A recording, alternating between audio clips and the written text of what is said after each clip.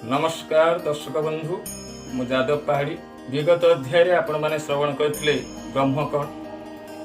आज देखा जो शरीर और देह मध्य विभिन्न प्रकार दुख रही दुख केते प्रकार दुख साधारणतः विभिन्न प्रकार आपण मैंने अनुभव करि किंतु आमर वेदांत मतरे दुख त्रिविध अर्थात तीन प्रकार कौन ना आध्यात्मिक आधि दैविक आधि भौतिक दुख।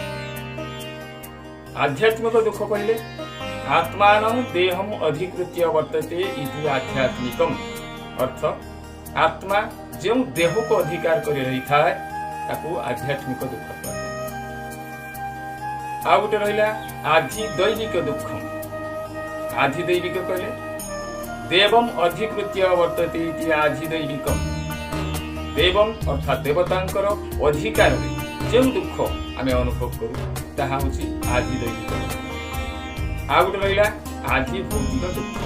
आधि भौतिकम अर्थ भूतम अधिकृत्य वर्तते इति आधि भौतिकम। ताले प्रथमे आमे जिबा आध्यात्मिक दुख। आत्मानम देहम अधिकृत्य आत्मा द्वारा देहर जो अधिकार जो दुख अनुभव करे से दुख गुड़ी को आपण माने अनुभव करि पाउथिबे केमिति आम शरीर अछि तांत्रे बात पित्त कफ जात विभिन्न प्रकार आमे शिर रोग इत्यादि दुख अनुभव करू। आधि दैविक आध्यात्मिक आधि दैविक ना देवम अधिकृत्य वर्तते जो दुख को आपण माने कि विज्ञान मध्य ताको लाघव करि परिबे केमिति ना वर्षा वैद्युत आदि दुख। वर्षा प्रबल हैला आपण माने ताको बंद करि परिबे कौन सी प्रकार नहीं कि आपण वर्षा वैद्युत विद्युत एक मध्य बंद करि परिबे ना। आ गोटे रहिला भूतम अधिकृत्य वर्तते। भूतम माने पंच महाभूत को अधिकार करी जो दुख बात पित्त कफ जातम जेमिति आपण को घरे वैद्य पूर्व काल पहुंचला बेले आपण नाड़ी परीक्षा करी कहतला जे बात जनित रोग होची कि पित्त जनित रोग होची एई भली विभिन्न प्रकार दुख आपण को बा रोग होची से माने नाड़ी परीक्षा करुथिले नाड़ी परीक्षा रे से माने जो नाड़ी स्पंदन अधिक से माने सेही रोगर निदान करू। ताहले बात पित्त कफ जात ये गुड़िक रोग होची आधि भौतिक दुख। भूत अधिकृत्य वर्तते आम देहरे पंच महाभूतर आम शरीर सृष्टि केमिति ना क्षिति अप तेज मरुत व्योम। क्षिति कहले पृथ्वी आम शरीर मन पृथ्वी भितरे अछि ना पृथ्वी द्वारा गठन किंतु आमे पृथ्वी रे मिसुचु पृथ्वी रे खेला बुला करूचु सब किछि पृथ्वी रे अप अर्थात जल शरीर मध्य मध्य जल धारण शक्ति अच्छी।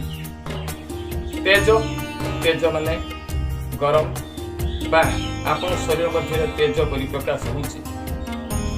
मरुत मरुत कहले वायु कि पवन आपण श्वास प्रश्वास मध्य वायु निर्गत बा आस्वादन करि पारछन।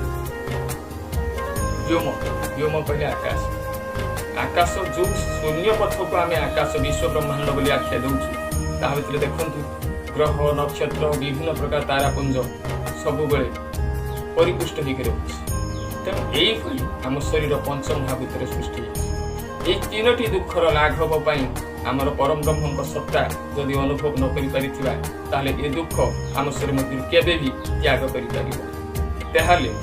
कौन कर से परब्रह्म को सब बेले अनुध्यान कर चलिए पदांक अनुसरण कर चलिए आमे दिने ना दिने महत् पुरुष कि महापुरुष निजर स्वाभिमान सारा जगत को परिदर्शन करी प्रदर्शन करी निजको धन्य धन्य करि परिबा।